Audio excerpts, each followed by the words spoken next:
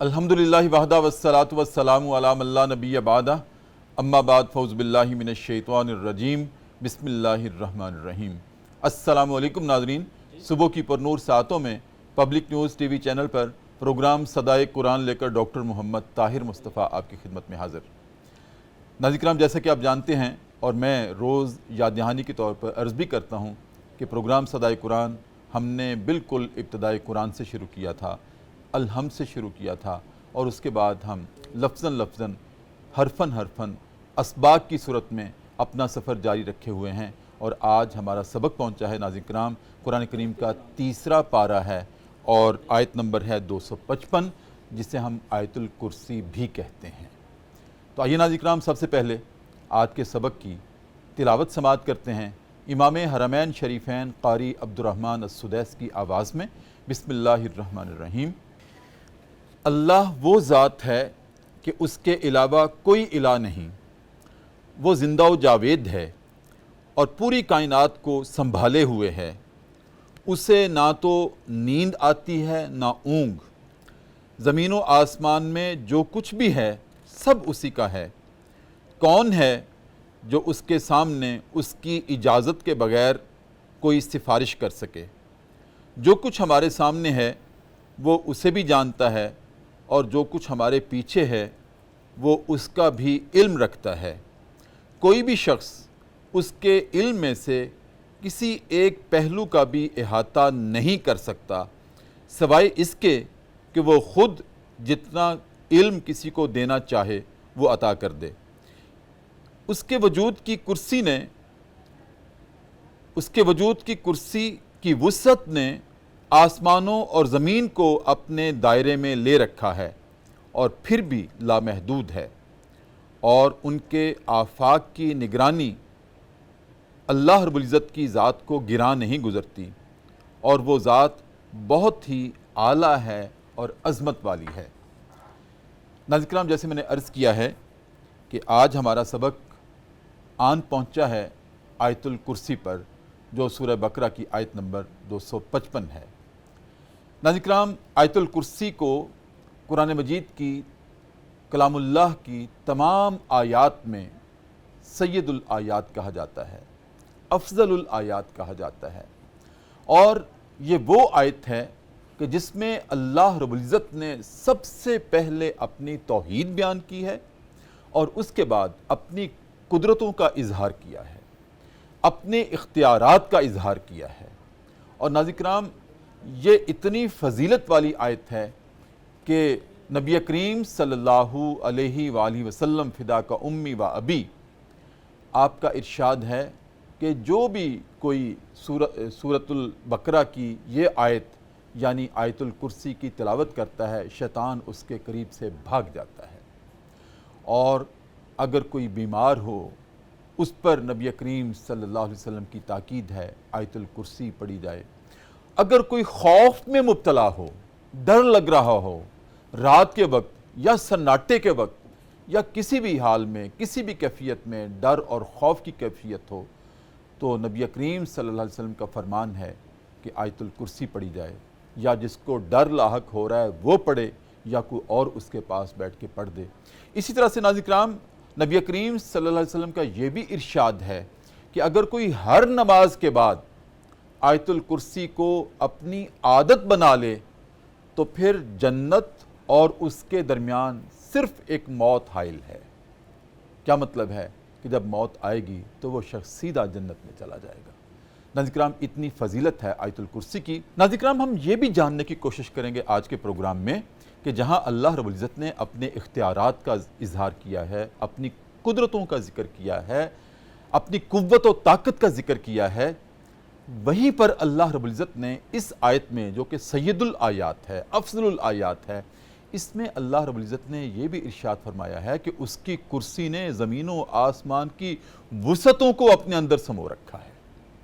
ناظرین کرام، یہاں سوچنے کی بات ہے، ذہن میں سوال آ سکتا ہے کہ اللہ کا جسم تو نہیں ہے، وجود ہے، اور اس کا وجود کائنات کے ذرے ذرے میں ہے، مشرق میں ہے، مغرب میں ہے، شمال میں ہے، جنوب میں ہے، خلاؤں میں ہے، زمین کی تہوں میں ہے، ہر مخلوق میں ہم اس کے وجود کا پرتو اس کا اندازہ کر سکتے ہیں, اس کو محسوس کر سکتے ہیں. لیکن ناظرین کرام, اللہ جسم سے پاک ہے.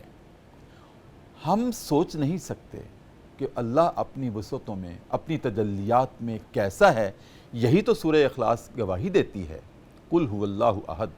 اللہ واحد نہیں احد ہے, جو انسان کے سوچ اور تصور سے بھی پاک ہے کہ وہ ایک ذات کیسی ہے جو دو نہیں ہو سکتی.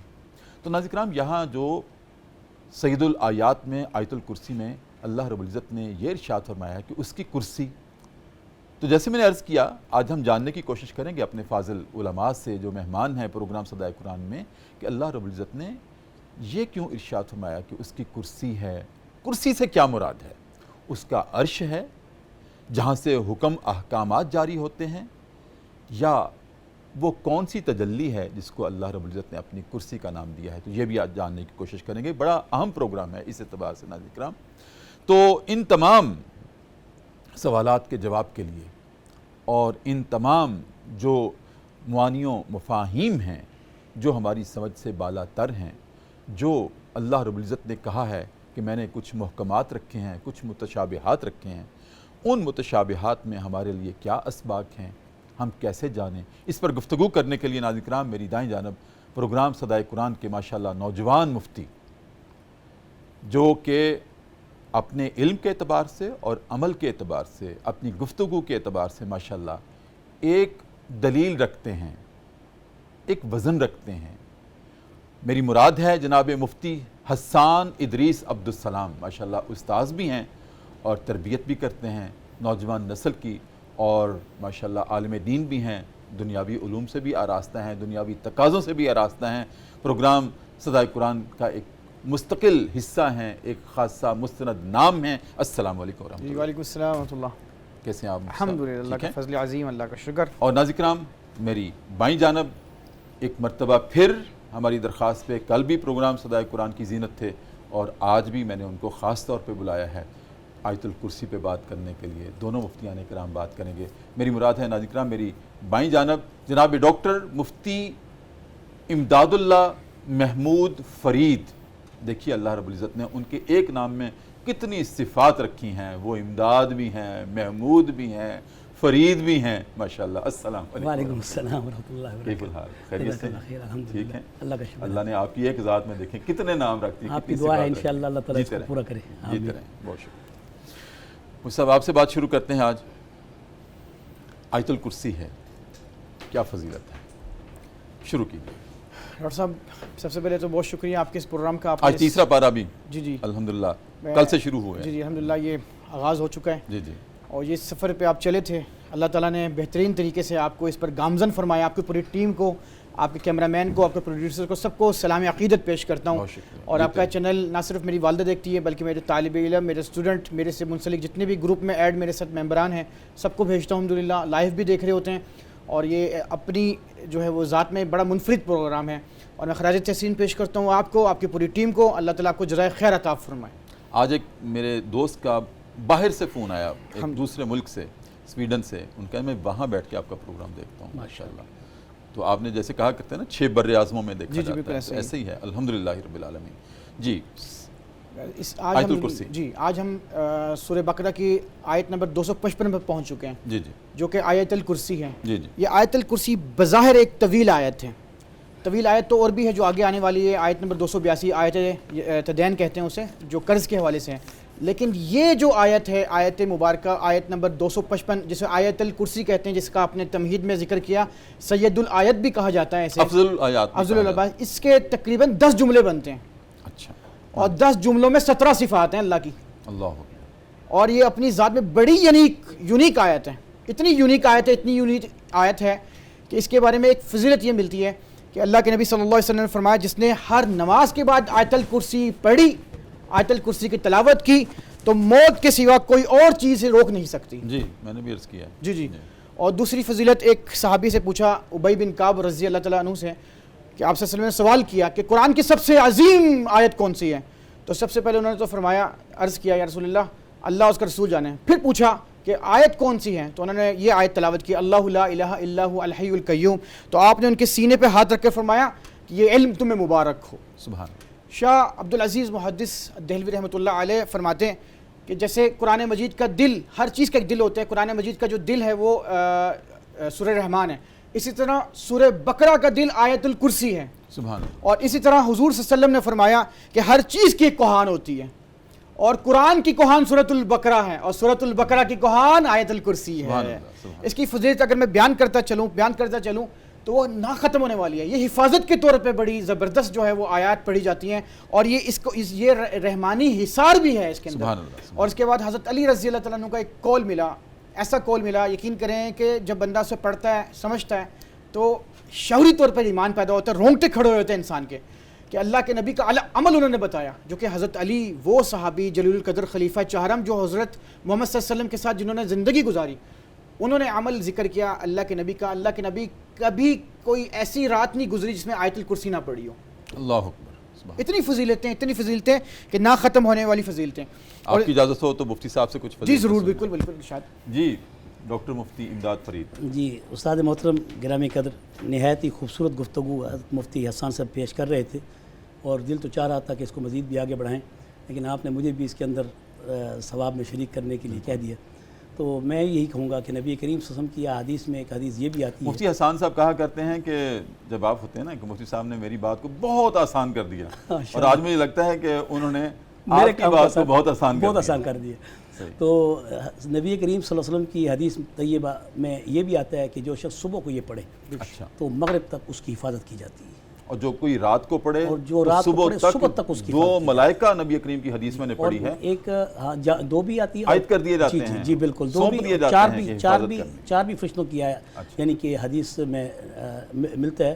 وہ تو ویسے بھی ہے کہ نبی کریم صلی اللہ علیہ وسلم کی حدیث مبارک ہے کہ اللہ تعالیٰ نے مومنین پر 20 فرشتے مقرر کیے ہیں حفاظت کے لیے، اللہ، اور عام انسان کے لیے 4 فرشتے وہ تو ہیں ہی ہیں جو اس کے ناک، منہ، کان اور اس کے جسم کی حفاظت کرتے ہیں۔ بے شک یہ تو انسانی حفاظت کے لیے، لیکن آیت الکرسی کے پڑھنے پر اللہ تعالیٰ یعنی خاص وہ جیسے پہلے ذکر ہو چکا ہے کہ اللہ تعالیٰ نے اپنی تائید عزتی میں وہ ہستیاں جو بزرگ ہستیاں ہیں عرش الہی کی اور یعنی معلّہ کی، وہ ہستیاں ان کی خصوصی توجہ ان کے اوپر قائم کر دی جاتی ہے۔ سبحان اللہ۔ اور جہاں تک یہ واقعہ کہ نبی کریم صلی اللہ علیہ وسلم نے آیت الکرسی پڑھنے کے بارے میں کہ آپ نے فرمایا کہ ہر فرض نماز کے بعد اس یعنی آیت کو، جو اس آیت کو پڑھے گا، یعنی حدیث کے الفاظ بھی سنن نسائی سے یہ ہیں تاکہ قارئین کے لیے، ناظرین کے لیے یہ بات بطور دلیل بھی ہو جائے کہ آپ من قرأ آیت الکرسی فی دبر کل صلاۃ مکتوبۃ لم یمنعہ من دخول الجنہ الا ان یموت۔ یہاں یہ ایک بہت بڑا جملہ ہے۔ یہاں اللہ کے پاک پیغمبر صلی اللہ علیہ وسلم نے فرمایا کہ جو شخص ہر فرض نماز کے بعد اخلاص کے ساتھ، یہ لفظ بھی حدیث میں آتی ہیں، اخلاص کے ساتھ، نہایت توجہ کے ساتھ، کیونکہ اس کے اندر ایسی کوئی اللہ تعالیٰ کی طرف سے طلسماتی طور پر اور وجدانی طور پر، اور اس کے اندر ایسی کوئی تجلیات کا اظہار ہوتا ہے، کیونکہ قرآن ایک تاثیری کتاب ہے، تاثیری کلام ہے، یہ کوئی عام کتاب نہیں ہے، یہ عام کلام نہیں ہے کہ جس کے پڑھنے کا عام انسان کی طرح زبان سے اثر ہو یا نہ ہو۔ یہ وہ کلام ہے جب اس کو پڑھا جاتا ہے تو اس کا کنیکشن اللہ تعالیٰ کی ذات کے ساتھ اور اس کلام کے ساتھ جو وراء الورا ذات ہے، جس کی کلام بھی صفت بھی وراء الورا ہے۔ یہی وجہ ہے کہ اس کلام کو نفسی کلام کہا گیا ہے، لفظی کلام نہیں کہا گیا۔ اور اس کلام نفسی کا جو ادراک ہے وہ صرف محبوب کریم محمد الرسول اللہ صلی اللہ علیہ وسلم کی ذات اقدس کو ہے، کیونکہ ان کے اوپر یہ اترا ہے۔ وَإِنَّهُ لَتَنزِيلُ رَبِّ الْعَالَمِينَ نَزَلَ عَلَىٰ قَلْبِكَ بِلِسَانٍ عَرَبِيٍّ مُبِينٍ۔ لیکن باوجود عربی زبان میں آپ کی زبان سے ظاہر کیا گیا، مگر یہ کلام عربی میں اللہ نے پڑھ کر اپنے حبیب پر جب پڑھا تو یہ پڑھنے کا عمل جو تھا یہ نفسی کلام کی صورت میں تھا، ما خرج من، یعنی اللہ کے اندر سے نکلا ہوا کلام، وہ الفاظ سے پاک ہیں۔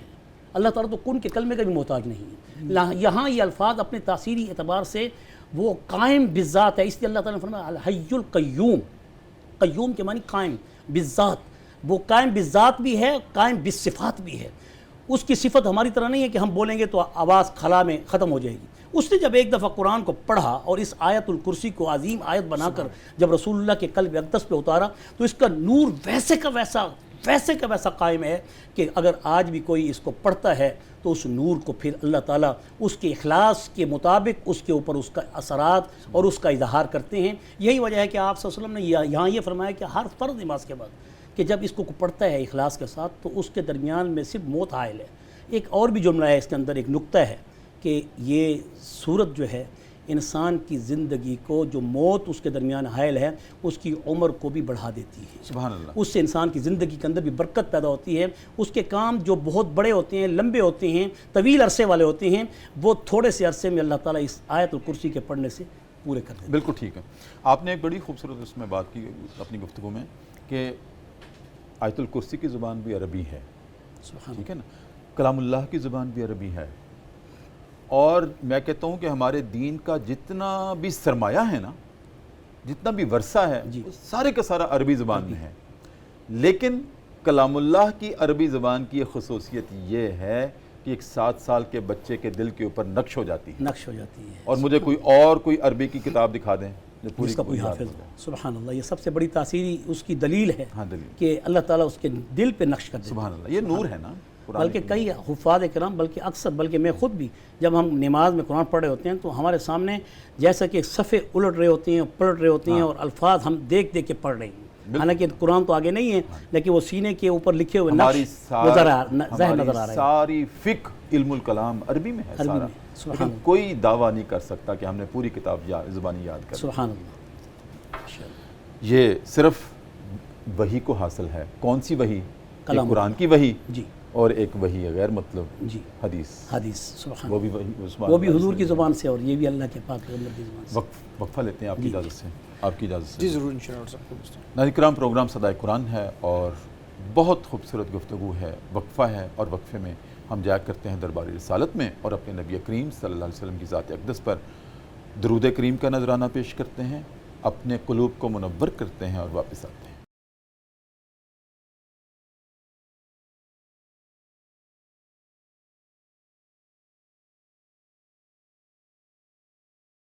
وقفے کے بعد ناظرین کرام دوبارہ آپ کی خدمت میں حاضر ہیں. صبح کی سہانی گھڑیاں ہیں، پر نور ساعتیں ہیں، اور ہمارا پروگرام ہے صدائے قرآن، public news T V channel ہے. اور آج ہمارا سبق ہے ناظرین کرام سورہ بقرہ کی آیت نمبر 255. یہ تیسرا پارہ ہے اور آیت الکرسی ہے. وہ سب آپ کی طرف حاضر ہوں کہ اللہ رب العزت نے یہاں جو لفظ استعمال کیا ہے کہ اس کی کرسی نے زمین و آسمان کی تمام وسعتوں کو گھیر رکھا ہے. یہ استعارہ ہے. کرسی کا لفظ، جیسے میں نے مقدمے میں عرض کیا تھا کہ اللہ کا جسم نہیں ہے. جسم کرسی پہ بیٹھا کرتا ہے. اس کا وجود تو پوری کائنات میں ذرے ذرے میں اس کا وجود ہے. تو پھر کرسی یہ کس چیز کا استعارہ ہے؟ بہت خوبصورت بات ہے ڈاکٹر صاحب، بڑا خوبصورت سوال ہے. یہ کرسی جو لفظ ہے نا، یہ متشابہات میں سے ہیں. اس کا اصل علم تو اللہ کی ذات کو ہے. ٹھیک ہے. ہماری جیسے کرسی ہے اس سے بہت بیونڈ ہے، ہٹ کر ہے. اس کے بارے میں جو قول ملتا ہے حضرت ابو ذر کا کہ ساری زمین و آسمان کرسی کے مقابلے میں اس طرح ہے جیسے کسی جنگل میں ایک انگوٹھی کا چھلا پڑا ہو. اچھا. اور اسی طرح یہ استعارہ ہے، یعنی کہ اللہ کی قدرت کاملہ طاقت اس سے مراد ہے کہ اللہ کے پاس پوری دنیا کے، پوری کائنات کے اختیارات ہیں. ذرا اس کو سمجھ لیجئے کہ ایک زمین سے آسمان کا فاصلہ 500 سال کا، اس سے اوپر کا جو آسمان ہے اس 500 سال کا، کرتے کرتے کرتے کرتے کرتے پھر اوپر جو ہے وہ سدرۃ المنتہا کے اوپر ایک سمندر جس کا فاصلہ بھی 500 سال کا، اس کے اوپر فرشتے جو ہیں وہ عرش کو تھامے ہوئے ہیں. وہاں پر اللہ کی کرسی ہے جہاں پر اللہ پوری دنیا کے تمام انسانوں کے اعمال کو دیکھتے ہیں. سبحان اللہ. تو یہ اللہ تعالیٰ کے قدرت کاملہ کا بیان ہے. صحیح. جس کو ہم جانچ نہیں سکتے، ہمارے ذہن ادراک نہیں کر سکتا. ہم اب سمجھنے کے لیے، اپنے فہم اور ادراک کے لیے اپنے چشم تصور میں اس طرح سے لا سکتے ہیں کہ جیسے اللہ کا عرش ہے. اللہ کا عرش ہے، مستوی علی العرش. قرآن میں آتا ہے نا اللہ تعالیٰ یعنی اللہ رب العزت طاقت کے جہاں سے پوری کائنات کے فیصلے صادر کیے جاتے ہیں، زبردست جہاں سے فرشتوں کو ہینڈ اوور کیا جاتا ہے، ان کی ذمہ داریاں ان کو دی جاتی ہیں، اور کائنات کا نظام جو کہ ہمارا دعویٰ ہے کہ اپنے آپ نہیں چلتا، اس کو کہ چلانے والا چلاتا ہے، تو وہاں سے کنیکشن ہے اس کا نظام کائنات کا، وہاں سے چل رہا ہے قدرت کے ساتھ، اللہ کے عرش سے. اور اسی کو اللہ نے یہاں تشبیہ نہیں بلکہ استعارے کے طور پر اپنی کرسی کا ہے. سبحان اللہ. آپ نے بالکل صحیح، پرفیکٹ، لاجواب کر دیا مجھے بھی. نہیں مجھ صاحب کیا فرمائیں گے؟ جی ماشاءاللہ، بہت ہی خوبصورت گفتگو ہے کہ اس میں واسع کرسیہ السماوات والارض ولا یؤودہ حفظہما وہو العلی العظیم، کہ اس کی کرسی نے وسیع، یہاں جسیم کا لفظ بھی علماء کرام نے جیسے کہ علامہ راضی رحمۃ اللہ علیہ نے اس کے متعلق 4 اقوال پیش کیے ہیں۔ پہلا قول جو یہ ہے کہ جس میں یہ کہا جاتا ہے کہ جسم عظیم کے لفظ ہیں یہاں کرسی کے بارے میں، جو صحیح حدیث سے امام راضی رحمۃ اللہ علیہ نے اس کو نقل کیے ہیں۔ دوسری جو روایت انہوں نے پیش کی ہے الکرسی هو السلطان والقدرہ، کہ اس سے مراد جیسے آپ فرما رہے تھے کہ کرسی سے مراد کنایہ بھی کیا ہو سکتا ہے، حقیقی لفظی میں معنی میں کرسی ہے یا اس کے کنایہ معنی بھی مراد ہیں؟ استعارہ ہے، استعارہ ہے، اس میں کوئی شک نہیں ہے کہ اس لیے اس کا دوسرا معنی بتایا کہ السلطان والقدرہ، اللہ کی طاقت اور اس کی حاکمیت، اس کا حکم اور اس کی قدرت ہے، اس کو کرسی کہتے ہیں۔ کرسی اقتدار کی علامت بھی ہے، اور اقتدار ہمیشہ مقتدر شخصیات کے پاس ہوتا ہے، تو اللہ تعالیٰ سب سے بڑی مقتدر اعظم اللہ کی ذات اقدس ہیں، تو اللہ تعالیٰ نے کرسی کو اپنی قدرت قرار دی ہے جہاں سے فیصلے کیے اور جاتے ہیں۔ تیسری جو اس کا معنی کیا گیا ہے علم کے بارے میں علماء نے جو کہا ہے، اس میں شیخ الاسلام امام ابن تیمیہ رحمۃ اللہ علیہ ان کا قول ہے کہ یہ کمزور ضعیف روایت ہے، اس کو پیش نہ کیا جائے کہ یہاں علم نہیں ہے بلکہ اس میں حقیقتاً کرسی کا وجود بھی ہے، اور وجود سے مراد عظیم جسیم ہے، لیکن کما یلیق بشأنی۔ چوتھی جو بات ہے عظمت و کبریائی، عظمت و کبریائی سے مراد یہ ہے کہ اللہ تبارک و تعالیٰ کی کرسی کی طاقت اور قوت اتنی ہے کہ کرسی کے بارے میں پھر علماء کرام نے جب اس بارے میں پوچھا، علامہ ابن ابی العز حنفی وہ فرماتے ہیں کہ وَأَمَّا الْكُرْسِي فَقَالَ تَعَالَى وَاسِعَ كُرْسِيُّ السَّمَاوَاتِ وَالْأَرْضِ وَقَدْ قِيلَ هُوَ الْعَرْشُ، کہ یہ کرسی ہی عرش ہے، حالانکہ ہم یہ کہتے ہیں کہ ثُمَّ اسْتَوَىٰ عَلَى الْعَرْشِ، اس میں کوئی شک نہیں، کرسی اس کے پائے ہیں جس کو حاملین عرش نے اٹھایا ہوا ہے۔ حاملین عرش کی قسم اللہ نے قرآن میں بھی دی ہے، اور ان کی تسبیح بھی قرآن نے پیش کی۔ آج 4 ہیں، کل 8 ہوں گے، یعنی روز قیامت۔ تو اللہ تعالیٰ کی کرسی کے پائے کو، یعنی کہ اللہ کے عرش کو، یعنی والکرسی والعرش، الکرسی والعرش، کہ اس کرسی سے مطلب عرشہ، یعنی عرشہ بھی اس کو کہتے ہیں جہاں بیٹھا جاتا ہے، لیکن ثم استوى علی العرش، کہ اللہ تعالیٰ کا بیٹھنا پاک ہے، جیسے آپ فرما رہے تھے کہ وہ اپنے وجود میں واجب الوجود تو ضرور ہے لیکن انفائنائٹ ہے، لامحدود ہے، وراء الورا ہے، تو وہ کیسے ایک جگہ سما سکتا ہے؟ تو کما یلیق بشأنی۔ یہی وجہ ہے کہ کرسی کی تشریح علماء کرام نے هو العرش سے بھی کر دی، اور اس کی تشریح میں علماء کرام نے جسم عظیم بھی کہہ دیا، لیکن اس کرسی سے مراد ہیبت ربی ہے، عظمت کبریائی ہے، قدرت ہے، طاقت ہے۔ اس کے پڑھنے والے کو بھی وہ قدرت اور طاقت اور کبریائی اللہ تعالیٰ عطا کر دیتے ہیں۔ کبریائی سے مراد یعنی وہ عزت اور اس کو شرف عطا کر دیتے ہیں۔ جسم عظیم سے مراد اللہ کی ہیبت، قوت، یہ مراد، جی ہاں۔ اور عالم ناسوت ایک اوپر کا، یہ عالم امر ہے، ہم جہاں ہم رہ رہے ہیں یہ عالم امر ہے۔ عالم ناسوت جو ہے جس کو وراء الورا ذات، جو عرش سے اوپر، یعنی عرش کی جہاں سدرۃ المنتہا سے اوپر ہے، یہی وجہ ہے کہ حدیث قدسیہ میں یہ بات موجود ہے کہ اللہ کا حکم جب نازل ہوتا ہے، اگر وہ ڈائریکٹ زمین پہ نازل ہو تو جیسے قرآن کہتا ہے لو انزلنا ھذا القرآن علی جبل لرأیتہ خاشعا متصدعا من خشیۃ اللہ، کوئی اللہ کے جلال کو، اس کی کبریائی کو، اس کی قوت کو نہیں اٹھا سکتا، اس کے جلال کا کسی کو مجال ہی نہیں ہے، لیکن اللہ رضا ہو جائے۔ اس لیے حضور نبی کریم صلی اللہ علیہ وسلم کی حدیث ہے کہ اللہ تعالیٰ کا سب سے پہلا حکم جب وہ صادر ہوتا ہے کن کے کلمے سے، یا جیسے بھی اذا اراد شیئا ان یقول له کن فیکون، وہ جب اپنے آرڈر کو پیش کرتا ہے تو سب سے پہلے سدرہ کی اس درخت پر پیش کرتا ہے۔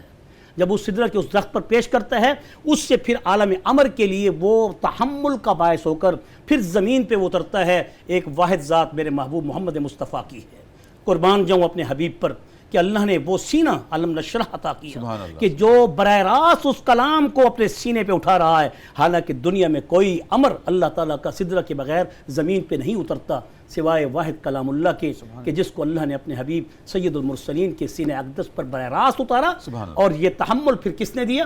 اللہ ہی نے عطا کیا۔ اس لیے آیت الکرسی کو عظیم آیت اس لیے قرار دیا گیا ہے کہ جیسے کہ مفتی صاحب فرما رہے تھے کہ اس میں 17 صفات براہین اور اللہ تعالیٰ کی وحدانیت اور توحید کا ایسا انبساط ہے اس کے اندر، اور اتنا خوبصورت اس کے اندر تطبیق ہے کہ سورہ غافر کی آیات کو بھی اللہ کے پاک پیغمبر نے اس کے ساتھ کہا ہے کہ سورہ غافر کی پہلی آیات کو غافر ذنبی وقابل التوب شدید العقاب ذی الطول لا الہ الا والیہ المصیر، یہاں تک اس آیت کو بھی ساتھ پڑھ لیا جائے تو آیت الکرسی کے نور میں اور اس کے اسم اعظم ہونے میں بہت بڑی برکت اس کو حاصل ہو جاتی ہے۔ بالکل ٹھیک، بالکل ٹھیک۔ مصعب، ایک مفسرین کے اقوال میں سے یہ بھی ہے کہ اس میں اسم اعظم بھی ہے۔ جی بالکل۔ اسم اعظم کیا ہوتا ہے اور اس میں کون سا اسم اعظم ہے؟ جی اسم اعظم جو ہے وہ سب سے بڑا اللہ کا نام، اس میں چونکہ میں نے جیسے عرض کیا کہ 17 صفات ہیں ضمیر کے ساتھ آئی ہیں، تو اس میں جو اسم اعظم ہے اس میں دو اقوال ملتے ہیں. ایک ہے اللہ لفظ، جو اللہ ایک نام اللہ کا ذاتی، باقی 99 نام صفاتی. ویسے اللہ کے 99 نام سے بھی زیادہ ہیں جو ہماری عقل میں سمجھ سکتے ہیں، وہ 99 ہیں، بلکہ اس سے بھی زیادہ ہیں. نہیں زیادہ ہیں بالکل. تو اس میں قرآن گواہی دیتا ہے نا، کلام اللہ گواہی دیتا ہے. جی ہاں جی، قرآن کلام اللہ گواہی دیتا ہے کہ اگر تمام سمندروں کا پانی سیاہی بن جائے اور جتنے بھی کائنات میں درخت ہیں وہ قلم بن جائے تو اللہ کی صفات ختم ہونے والی نہیں ہیں. تو صفاتی نام صفاتوں سے بنتے ہیں. بالکل صحیح، زبردست ماشاءاللہ.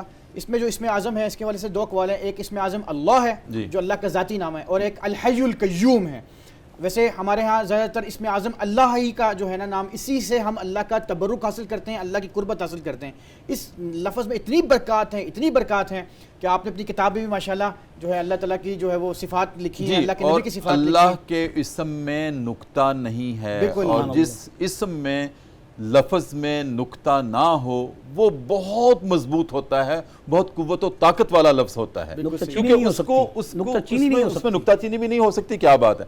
اور دوسرا یہ ہے کہ اس کو اپنا معنی و مفہوم ادا کرنے کے لیے کسی نقطے کی سہارے کی ضرورت بھی نہیں ہوتی، دلیل کی ضرورت ہی نہیں ہوتی. سبحان اللہ. اسی طرح اللہ فرماتا ہے اللہ میں بھی نقطہ نہیں ہے، محمد میں بھی نقطہ نہیں ہے، اور کلمے میں بھی نقطہ نہیں ہے. سبحان اللہ. بڑی خوبصورت دلیل، بڑی خوبصورت تطبیق. کلمے کے بھی 12 حروف اور کلمے کے 2 حصے ہیں. ٹوٹل 24 اس کے جو ہیں وہ حروف بنتے ہیں. پہلے حصے میں بھی 12، دوسرے حصے میں بھی 12 ماشاءاللہ.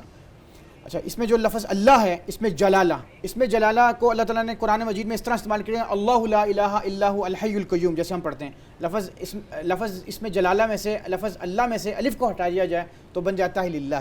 تو اللہ فرماتا ہے للہ ما فی السماوات و ما فی الارض. سبحان اللہ. لفظ للہ میں سے بھی لام کو ہٹا دیا جائے تو بن جاتا ہے لہو. اللہ فرماتا ہے لہو ما فی السماوات و ما فی الارض. لہو، ہاں ٹھیک صحیح. ٹھیک ہے. اس طرح لفظ لہو میں سے بھی اگر لام کو ہٹا دیا جائے تو بن جاتا ہے هو الذی ارسل رسولہ بالہدی ودین الحق لیظہرہ علی الدین کلہ. تو اللہ کا نام جس مرضی جیسے مرضی پکاریں وہی اس میں اعظم ہے، لیکن قول راجح کے مطابق لفظ اللہ ہی اس میں اعظم ہے. ٹھیک، بہت شکریہ. ناظرین کرام، دوسرے وقفے کا وقت ہوا چاہتا ہے پروگرام صدائے قرآن میں، اور ہمارے ڈاکٹر مفتی امداد فرید محمود کو کہیں جانا ہے، اور میں نے ان کو خود روک رکھا تھا کہ کچھ تحفے کے طور پر، تبرک کے طور پر آیت الکرسی میں بھی اپنا حصہ ڈال جائیں. تو میں ان کا شکریہ ادا کرتا ہوں، اور وہ تو مستقل حصہ ہیں، کل بھی تھے ہمارے ساتھ اور ہمیشہ رہیں گے انشاءاللہ. تو آج ہم ان کو اجازت دیتے ہیں بہت سارے شکریہ کے ساتھ. اور وقفہ ہے ناظرین کرام پروگرام صدائے قرآن میں. وقفے کے بعد جب آئیں گے تو میری درخواست پر جو کل ہمارے مہمان گرامی تھے منڈی بہاؤالدین سے، جناب محمد زرغام حیدر، جنہوں نے اتنے خوبصورت گداز کے ساتھ بارگاہ رسالت مآب صلی اللہ علیہ وسلم میں کلام پیش کیا تھا، آج وہ لاہور میں ہی تھے. میں نے ان سے درخواست کی ہے، مفتی صاحب نے کہیں جانا تھا تو میں نے ان کو بلا لیا کہ آج ہم ایک دفعہ پھر اپنا کلام سنا جائیں. تو وقفے کے بعد انشاءاللہ جناب محمد زرغام حیدر ہمیں جوائن کریں گے، اور وقفے میں چلتے ہیں دربار رسالت میں اور درود کریم کا نذرانہ پیش کر کے واپس آتے ہیں.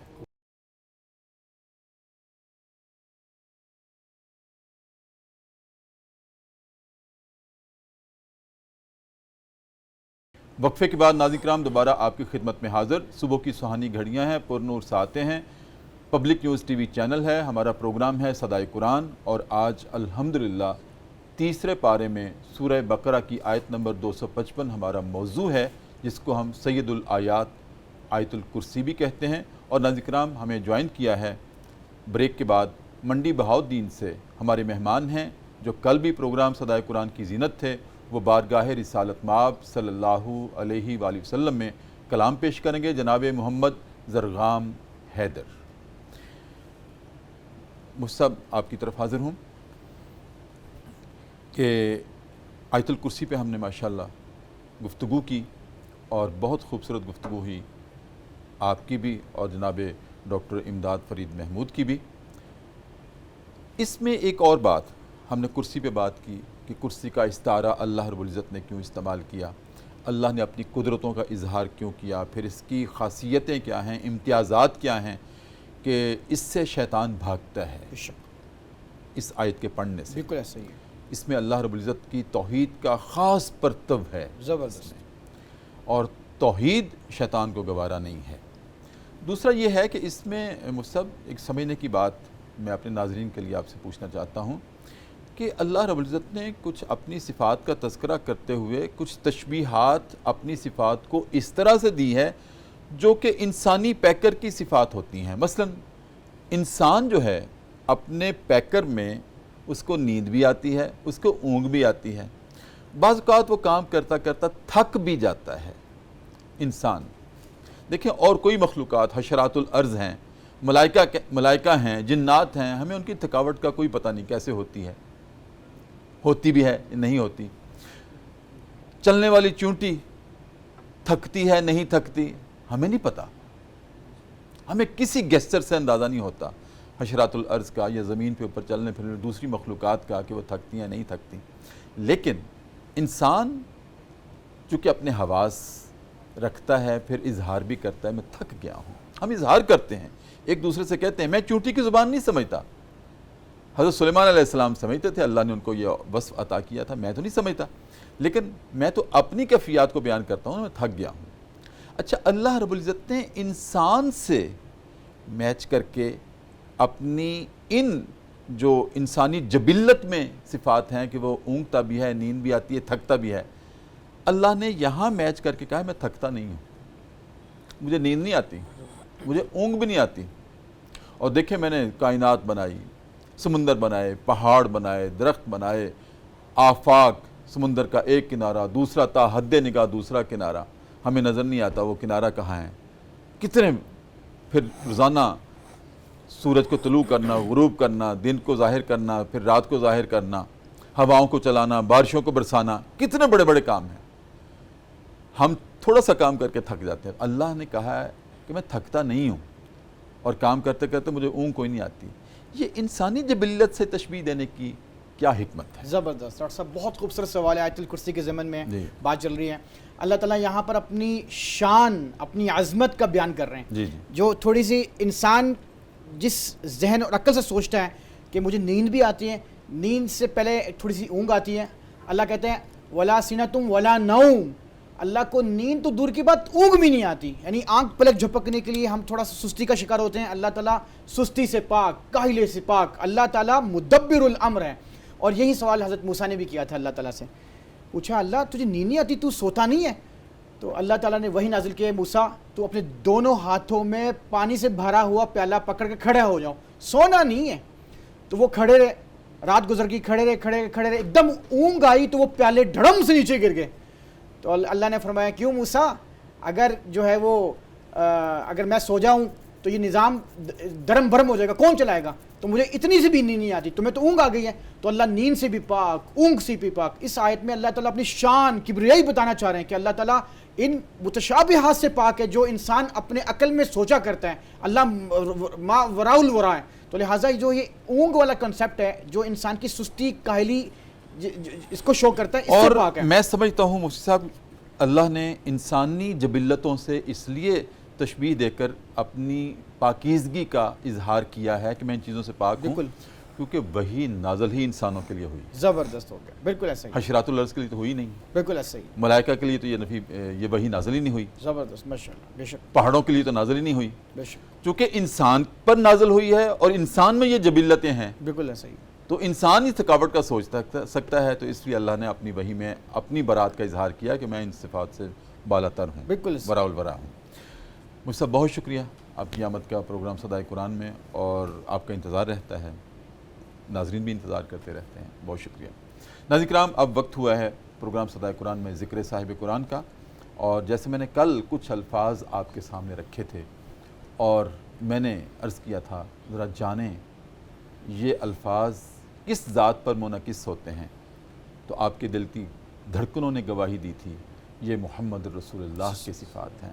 یہ الفاظ جتنے بھی ہیں ان کا سارا مرکز و محور ذات رسول کریم صلی اللہ علیہ وسلم ہے. ناظرین کرام, آج بھی آپ کے سامنے کچھ الفاظ رکھنے لگا ہوں. کاغذ قلم مجھے پتہ ہے آپ کے ہاتھ میں ہے, ذرا لکھیے اور پھر بعد میں اس کا جواب بتا دوں گا, آپ پہ نہیں چھوڑوں گا. لیکن بڑی اہم بات بتانے لگا ہوں, ایک ڈاکومنٹری آپ کو دینے لگا ہوں آج. وہ کیا ہے, میں کچھ نام لے رہا ہوں, آپ بھی جلدی جلدی اگر لکھ سکتے ہیں تو لکھیے.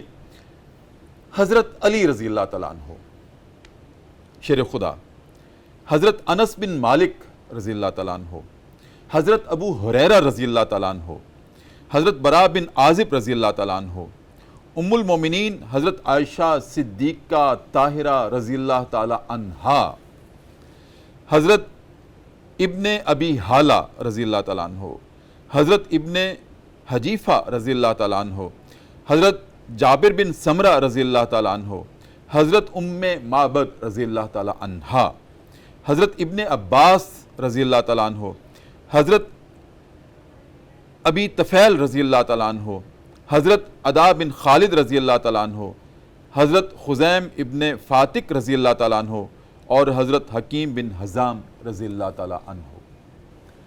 ناظرین کرام، میں نے کچھ صحابہ اور صحابیات کے نام لیے ہیں، یہ پتہ کون ہیں؟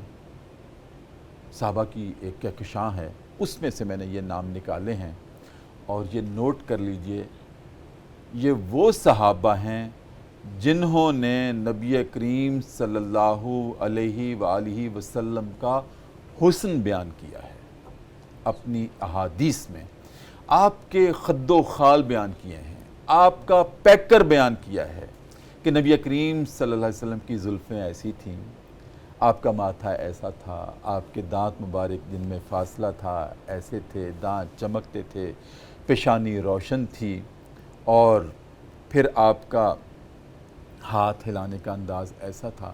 یعنی کہ آپ کے پیکر کے حسن و جمال کو ان صحابہ نے بیان کیا ہے۔ ناظرین کرام، یہ وہ صحابہ کرام ہیں جن کی نسبت نبی کریم کے پیکر جمال سے ہے۔ ناظرین کرام، اسی کے ساتھ ہی آج کا پروگرام صدائے قرآن ہم ختم کرتے ہیں، اور میں گزارش کروں گا جناب محمد زرغام حیدر سے، منڈی بہاؤدین سے ہمارے مہمان ہیں، اور ماشاءاللہ جس لے سے، جس درد سے، جس سوچ سے آپ بارگاہ رسالت مآب صلی اللہ علیہ وسلم میں اپنی حاضری پیش کرتے ہیں، وہ انہی کا خاصہ ہے۔ دل پہ ہاتھ رکھیے گا اور سنیے گا جناب محمد زرغام حیدر۔ دے تبسم کی خیرات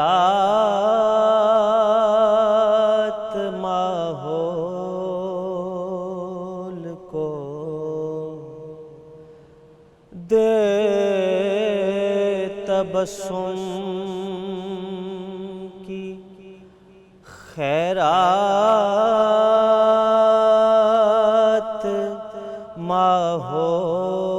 ماحول کو، ہم کو درکار ہے روشنی یا نبی، ایک شیریں جھلک ایک نوری ڈھلک، تلخ و تاریک ہے زندگی یا نبی، دے تبسم کی خیرات،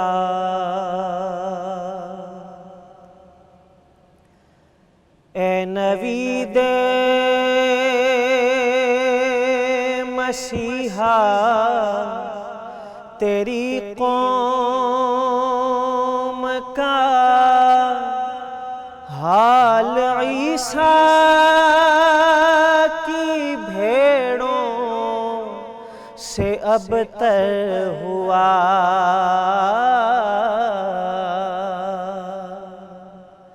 اے نوید مسیحا تیری قوم کا حال عیسیٰ کی بھیڑوں سے ابتر ہوا، اس کے کمزور اور بے ہنر ہاتھ سے چھین لی چرخ نے برتری یا نبی، ہم کو درکار ہے روشنی یا نبی. سچ میرے دور میں جرم ہے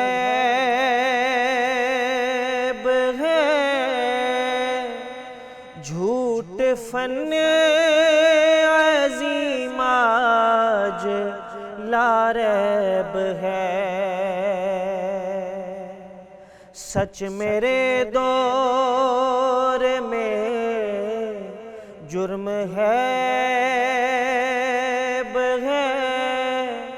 جھوٹ فن عظیم آج لا ریب ہے.